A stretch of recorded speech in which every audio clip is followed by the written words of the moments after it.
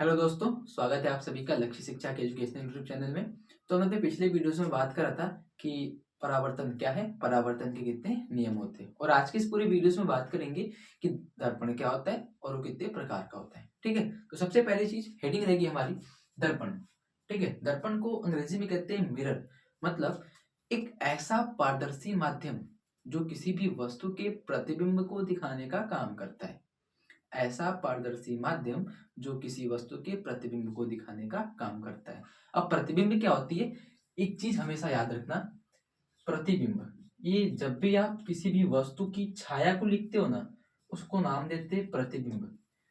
याद रखना, जब भी किसी वस्तु की छाया बनेगी, छवि बनेगी, उस चीज को नाम देते हैं प्रतिबिंब बन रही है। ठीक है, तो दर्पण जो होता है एक ऐसी वस्तु है जो किसी भी चीज का आपको प्रतिबिंब बना के देती है। जैसे हम लोग अपना चेहरा देखते हैं तो शीशे में ही देखते हैं, तो नॉर्मली जो दर्पण होता है उसको शीशा ही कहते हैं। ठीक है, पर साइंस की भाषा में शीशे को हम लोग दर्पण कहते हैं। ठीक है, कांच दर्पण सेम होता है। तो दर्पण जो होता है एक ऐसा पारदर्शी माध्यम होता है जो किसी वस्तु के प्रतिबिंब को बनाने का काम करता है। कैसे लिखेंगे? तो दर्पण एक ऐसा पारदर्शी माध्यम है, एक ऐसा पारदर्शी माध्यम है, माध्यम है जो किसी वस्तु के प्रतिबिंब का निर्माण करता है, जो किसी वस्तु के प्रतिबिंब का निर्माण करता है, उसे दर्पण कहते हैं। ठीक है, दर्पण एक ऐसा पारदर्शी माध्यम होता है जो किसी भी वस्तु के प्रतिबिंब को दिखाता है। ठीक है, अब दर्पण के प्रकार की बात करते हैं। तो दर्पण जो होता है दो प्रकार का होता है। दर्पण दो प्रकार का होता है। ठीक है, दर्पण जो होता है ये दो प्रकार का होता है। अब दर्पण के जो दो प्रकार होते हैं, सबसे मेन प्रकार जो होता है उसमें एक का नाम होता है समतल दर्पण। पहले दर्पण का जो नाम होता है उसको नाम देते हैं समतल दर्पण, और दूसरे का जो नाम होता है उसको नाम देते हैं हम लोग गोलीय दर्पण। दूसरे वाले दर्पण का नाम होता है गोलीय दर्पण। और गोलीय दर्पण में आपको दो चीजें मिलेंगी जो आप ज्यादातर यूज करते हो। एक होता है आपका अवतल दर्पण और दूसरा आपका होता है उत्तल दर्पण। ठीक है, दर्पण आपका दो प्रकार का होता है। एक होता है समतल दर्पण, दूसरा होता है आपका गोलीय दर्पण। गोलीय दर्पण वाला दो टाइप्स का होता है, एक होता है उत्तल दर्पण और एक होता है अवतल दर्पण। ठीक है, समतल दर्पण के टाइप्स नहीं होते, समतल अकेला चलता है बेचारा। तो हेडिंग लगाना समतल दर्पण। समतल दर्पण इसको अंग्रेजी में कहते हैं प्लेन मिरर। अंग्रेजी में इसका नाम होता है प्लेन मिरर। ठीक है, समतल दर्पण को अंग्रेजी में कहते हैं प्लेन मिरर। अब प्लेन मिरर क्या होता है, एक चीज हमेशा याद रखना। जब भी आप बात करोगे दर्पण की, तो दर्पण में एक दो दो सतह होते हैं। दर्पण में दो भाग होते हैं।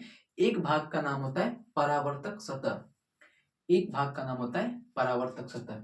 लिख देता हूं, पहले भाग का नाम होता है परावर्तक सतह, और जो दूसरा भाग होता है उसका कलई किया हुआ होता है।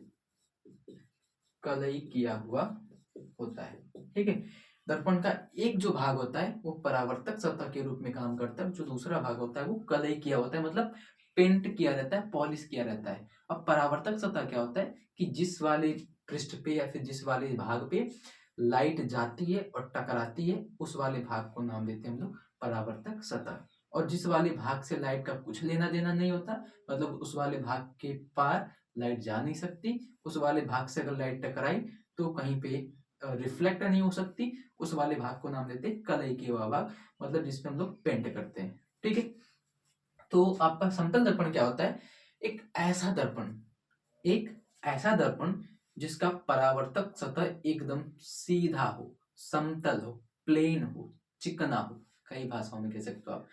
ऐसा दर्पण जिसका परावर्तक सतह एकदम समतल हो या फिर चिकना हो, पालिशदार हो, उसको नाम देते हैं वो समतल दर्पण है। ठीक, उसको कैसे बनाते, तो ज्यादातर ऐसे बनाते हैं। ये आपका समतल दर्पण, या फिर आप ऐसे भी बना सकते हो समतल दर्पण। ठीक है, ये जो हमने लाइंस खींची है ना, इस लाइंस को कहते हैं कलई किया हुआ भाग। कलई किया हुआ भाग होता है। ठीक है, और ये जो लाइंस ऊपर नहीं खींची गई है, जो लाइन जी ये ऊपर दिख रहा है प्लेन, आपको सिंपल सादा दिख रहा है, इस वाली सतह को नाम देते हैं हम लोग परावर्तक सतह। इस वाले भाग का नाम होता है परावर्तक सतह। ठीक चीज वही इसमें भी है, इस ऊपर वाले भाग को नाम देते हैं परावर्तक सतह और पीछे वाले भाग को नाम देते हैं कलई किया हुआ भाग। एक चीज और, जब भी आप दर्पण में कलई करोगे, दर्पण में आपको जब भी कलई करना रहेगा, आप हमेशा दाहिने साइड से कलई करोगे। दर्पण में आपको जब भी कलई करना रहेगा, आप हमेशा दाहिने साइड से कलई करोगे, क्योंकि आपको बाद में न्यूमेरिकल सॉल्व करने में ज्यादा प्रॉब्लम्स नहीं आएंगी। ठीक है, और ये दर्पण को जो एक कलई करने का एक रूल भी कह सकते हो कि नॉर्मली दर्पण को राइट हैंड की साइड में कलई करते हैं, पेंट करते हैं। ठीक है, अच्छा दर्पण को पेंट किस भाग से करते हैं या फिर किस चीज से करते हैं? तो दर्पण को जो पेंट करने वाला चीज होता है उसको कहते हैं लोहे का लाल ऑक्साइड।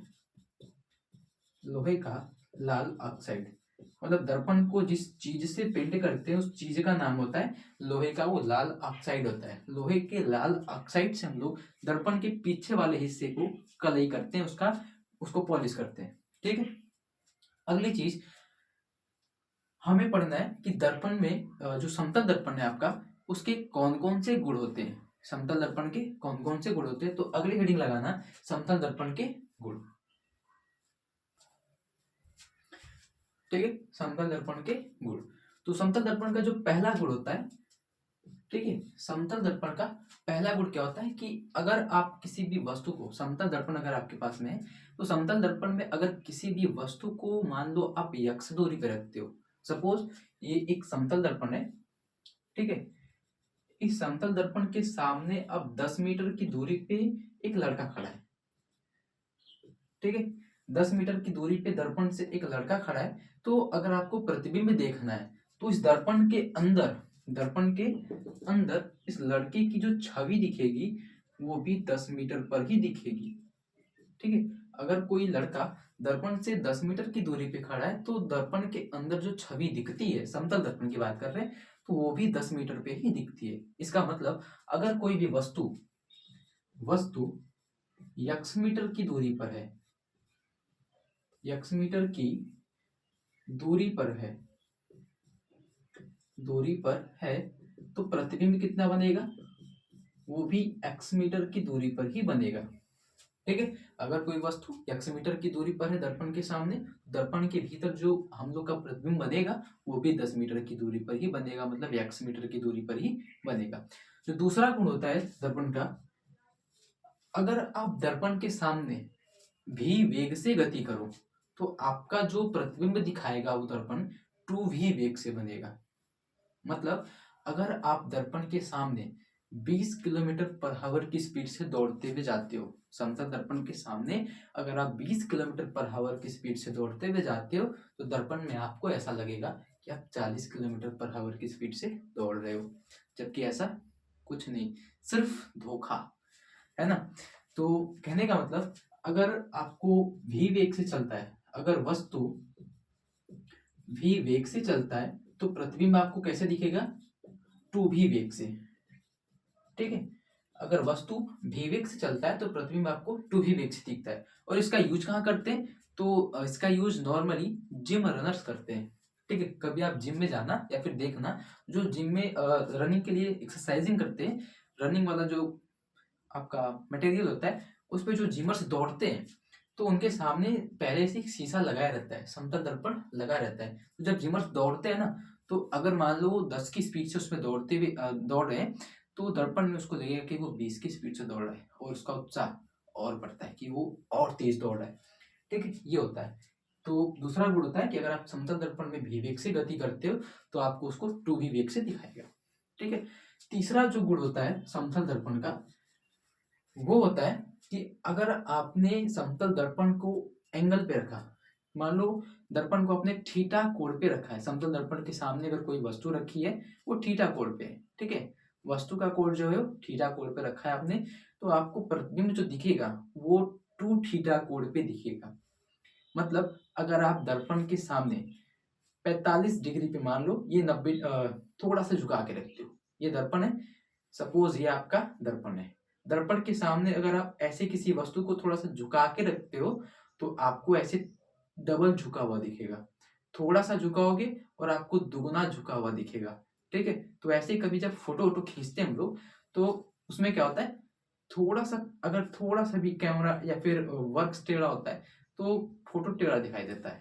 ठीक है, तो कहना क्या है, अगर वस्तु थीटा कोण पे है, वस्तु अगर थीटा कोण पे है तो प्रतिबिंब कितना बनेगा, तो वो भी आपका टू थीटा कोण पे बनेगा।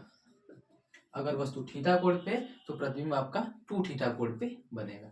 ठीक है, ये दर्पण का तीसरा गुण था।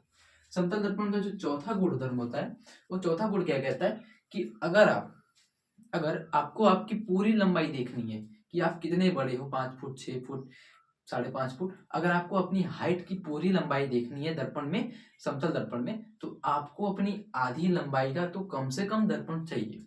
अगर आपके पास में आधी लंबाई का दर्पण है तो आप अपनी पूरी हाइट उसमें आराम से देख पाओगे। मतलब पूरी हाइट देखने के लिए क्या करना पड़ेगा, कम से कम आधी लंबाई का दर्पण होना चाहिए। आधी लंबाई का दर्पण होना चाहिए। तो अगर आप समतल दर्पण में अपनी पूरी लंबाई देखना चाहते हो कि आप कितने बड़े हो, तो आपकी आधी हाइट का वो दर्पण होना चाहिए, तो आप पूरी लंबाई आराम से देख सकते हो। और आधी से ज्यादा बड़ी रहेगी तो और अच्छे से दिखेगा।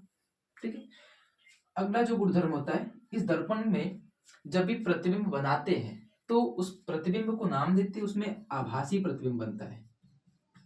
आभासी और सीधा प्रतिबिंब बनता है। अब आभासी और सीधा प्रतिबिंब क्यों बनता है, तो बनने का कारण है, अगर ये मान लो 10 मीटर की दूरी पे है वस्तु, ठीक है, ये लड़का 10 मीटर की दूरी पे खड़ा है, या फिर कोई वस्तु यहाँ पे है, सपोज ए बी एक वस्तु रखी गई है, ठीक है, और इस वस्तु को आपको प्रतिबिंब बनाना है दर्पण में।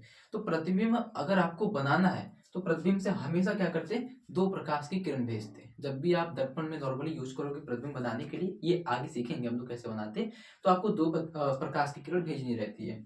तो सपोज पहली प्रकाश की किरण ऐसे सीधी जाएगी, और समतल दर्पण है, प्रकाश पीछे जाएगा नहीं, तो सीधा जाएगा तो सीधा रिफ्लेक्ट करेगा, और सीधा जाके सीधा चला आया तो प्रतिबिंब कहीं बनेगा ही नहीं, कोई नहीं बनेगा। तो मान के चलते हैं कि प्रतिबिंब को थोड़ा सा दर्पण के पीछे लेके जाते हैं, क्योंकि नॉर्मली शीशे में क्या होता है, दर्पण में प्रतिबिंब आपका पीछे साइड, मतलब दर्पण के अंदर दिखता है ना, दर्पण के अंदर दिखता है। तो पीछे की साइड में थोड़ा सा मान लेते हैं कि पीछे अंदर आपको डॉट डॉट करके दिखाते हैं। ठीक है, और दूसरी जब भी प्रकाश की किरण भेजेंगे तो पहली सीधी भेजी थी, दूसरा टेढ़ा भेज देते, क्या फर्क पड़ता है। दूसरी प्रकाश की किरण हम लोग अगर टेढ़ा भेजते हैं, तो अगर प्रकाश की किरण टेढ़े जाती है तो टेढ़े ही रिफ्लेक्ट करेगी, मतलब तिरछा जाएगी तो तिरछा रिफ्लेक्ट करेगी, और इस बार भी कोई कोण नहीं बनेगा। और इस बार भी अगर कोई कोण नहीं बना तो इसका मतलब आपको इसको पीछे लेके जाना है, और पीछे लेके जाने पे जब भी दो प्रकाश की किरण जहां पे काटेंगी, पहली प्रकाश की किरण सीधी गई थी, दूसरी प्रकाश की किरण ऐसे तिरछा, तो जब भी दो प्रकाश की किरण एक दूसरे को जिस बिंदु पे काटेंगी, दर्पण का प्रतिबिंब, वस्तु का प्रतिबिंब ठीक वहीं बनेगा। ठीक है, सपोज ये वस्तु यहाँ पे थी, इस बिंदु पे काटा है, मतलब इसका प्रतिबिंब यहीं पे बनेगा। ठीक है, ये आपका 10 मीटर, ये इसको नाम देते हैं ए डैश बी डैश, ये आपका है प्रतिबिंब। ठीक है, ठीक, मतलब आपने जब प्रकाश की किरण भेजी तो सामने से प्रतिबिंब बना ही नहीं, दर्पण के अंदर जब प्रतिबिंब बना, मतलब हमको पीछे बढ़ा के लेके जाना पड़ा, और पीछे जब बढ़ा के लेके गए तो प्रतिबिंब देखो हमको सीधा मिला, ए बी का जो प्रतिबिंब मिला हमको ए डैश बी डैश मिला है, बराबर है। और सीधा ये वस्तु ए बी सीधे सीधे रखी गई थी, इसमें भी देखो ए डैश बी डैश सीधा ही मिला है। और हमने डॉटेड लाइन से पीछे कवर करके दिखाया कि प्रतिबिंब आगे नहीं, जो लाइन से आगे कहीं नहीं कटी है, तो हो सकता है पीछे कहीं काटेगा। तो हम लोग अगर उसको पीछे बढ़ाते हैं तो वो 10 मीटर की दूरी पे ही पीछे काटता है, तो उसको नाम देते हैं, उस बिंदु पे नाम देते हैं कि वहां पे आपका प्रतिबिंब बनेगा। तो इसलिए कहते हैं अगर प्रतिबिंब आगे बन जाता, अगर बाई द वे प्रतिबिंब आगे बन जाता, तो नाम देते कि प्रतिबिंब आपका वास्तविक है। प्रतिबिंब अगर आगे बनता तो प्रतिबिंब आपका वास्तविक है, पर बना नहीं तो पीछे बनाना पड़ा, हम लोग को पीछे बनाना पड़ा, इसलिए उसको नाम देते वो आभासी है और आपका साथ साथ में सीधा है। ठीक है, अगली बात करते हैं जो छठवां गुणधर्म होता है कि आपका जो समतल दर्पण है ये पार्श्विक प्रतिबिंब बनाता है। पार्श्विक प्रतिबिंब बनाता है। पार्श्विक प्रतिबिंब का मतलब होता है कि अगर आप दर्पण में अपना दाहिना हाथ देखोगे ना तो आपको उसमें से बायां हाथ दिखेगा। ठीक है, दाहिना हाथ अब उसको बायां आपको दिखेगा, उसको नाम देते हैं पार्श्विक प्रतिबिंब बनता है। ठीक है, मतलब उल्टा दिखता है। अगर आप अपना बायां हाथ दर्पण में देखोगे तो आपको लगेगा कि आप अपना दाहिना हाथ देख रहे हो, दाहिना देखोगे तो लगेगा बायां देख रहे हो। ये फर्क पड़ता है समतल दर्पण में, तो उसको नाम देते हैं कि वो क्या है, पार्श्विक प्रतिबिंब बनाता है। और एक आखिरी गुणधर्म है कि दर्पण का समतल दर्पण का जो यूज करते हैं वो परिदर्शी में करते हैं। परिदर्शी का मतलब होता है पेरिस्कोप। परिदर्शी का मतलब होता है पेरिस्कोप। पेरिस्कोप का मतलब होता है कि जो पनडुब्बी आपने देखा होगा, ज्यादा पनडुब्बी जो होती है वो क्या करती हैं कि अगर पनडुब्बी है समुद्र के अंदर, ये मान लो समुद्र है, समुद्र के अंदर आपका पनडुब्बी है। ठीक है, तो इस पनडुब्बी को अगर आप बाहर देखना है कि इधर मान लो कोई जहाज वाज है, इसको बाहर देखना है। ठीक है, इसको बाहर देखना है इधर कोई जहाज है या नहीं है। तो ये पनडुब्बी में क्या होता है, ये आपकी पनडुब्बी है, पनडुब्बी को समुद्र के अंदर से, पानी के अंदर से बाहर देखना है कि सामने उसके फिर पीछे उसके कोई जहाज है या नहीं। तो एक इंसान खड़ा रहता है उधर, वो क्या करता है, इसमें एक मशीन लगाई रहती है, वो मशीन कुछ इस तरीके से काम करती है। देखना, इसमें एक ऐसी मशीन लगाई रहती है, ऐसे। ठीक है, इस मशीन में एक समतल दर्पण, दो समतल दर्पण लगाए रहते हैं। एक तो समतल दर्पण ऐसे लगा रहता है, दूसरा ऐसे लगा रहता है। मतलब अगर बाहर बाय द वे कोई हुआ, ये पानी से अगर ऊपर गया, मान लो बाहर बाय द वे कोई है, कोई जहाज वाज है, आगे है पीछे है, क्या फर्क पड़ता है। अगर आगे देख रहा है तो आगे होगा, पीछे देख रहा है तो पीछे। अगर ये चीज देखना है कि कोई जहाज है या नहीं, क्या करता है, पनडुब्बी का ये वाला हिस्सा, ये जो मशीन है, इस पेरिस्कोप को बाहर करता है। जब पेरिस्कोप को बाहर करता है, इधर जो इंसान खड़ा है, इधर से क्या होती है, प्रकाश, आपको प्रकाश की किरण आएगी। ठीक है, इधर से ही दिखेगा, लाइट्स की रिफ्लेक्शन इधर से ही आएंगे। तो प्रकाश की किरण इसके अंदर से जब आती है तो सबसे पहले इस हिस्से से टकराती है। ठीक है, इसको, ये आपका दर्पण है, ये चीज क्या है, आपका दर्पण, जो 45 डिग्री के एंगल पे रखा गया है। ठीक है, ये वाला आपका समतल दर्पण है जो 45 डिग्री के कोण पे रखा गया है। तो ये वाला दर्पण प्रकाश की किरण को ऐसे तिरछा इस पे भेजेगा, और ये वाला दर्पण, ये भी दर्पण है समतल, ये क्या करेगा, तिरछा आता है तो ऐसे सीधे भेजता है। ठीक है, और इधर जो इंसान खड़ा रहेगा वो आराम से देख पाता है कि बाहर कोई वस्तु है या नहीं है। मतलब आपको पनडुब्बी को बाहर ले जाने की जरूरत ही नहीं पड़ी, सिर्फ पेरिस्कोप को थोड़ा सा बाहर करे और देख लिया कोई है कि नहीं। ठीक है, तो इसका लास्ट यूज करते हैं पेरिस्कोप में। ठीक है, तो सबसे पहली चीज, ये समतल दर्पण का पहला यूज कहाँ करते हैं, तो अगर समतल दर्पण है, अगर उसके सामने कोई वस्तु x दूरी पे रखी गई है तो उसका प्रतिबिंब x मीटर की दूरी पे ही बनता है। अगर समतल दर्पण के सामने कोई वस्तु v वेग से गति करती है तो उसका प्रतिबिंब 2v वेग से बनता हुआ दिखाई देता है। समतल दर्पण के सामने तीसरा है कि अगर कोई वस्तु थीटा कोण पे है तो उसका जो प्रतिबिंब है वो 2 थीटा कोण पे दिखाई देता है। अगला है कि अगर कोई वस्तु आपको पूरी हाइट देखनी है तो उसकी आधी लंबाई की आपको दर्पण चाहिए होगी। पांचवा कहता है कि अगर जो समतल दर्पण है ये वस्तु का सीधा और आभासी प्रतिबिंब बनाता है। और अगला है कि पार्श्विक प्रतिबिंब बनाता है, मतलब एक दूसरे का उल्टा प्रतिबिंब दिखाता है। और लास्ट है इसका यूज पेरिस्कोप मतलब परिदर्शी में करते हैं। ठीक है, तो आई होप आपको वीडियो अच्छा लगा होगा, और अगले वीडियो में बात करेंगे कि अवतल और उत्तल दर्पण और गोली दर्पण क्या होता है। तो चलिए मिलते हैं नेक्स्ट वीडियो में, तब तक के लिए बाय।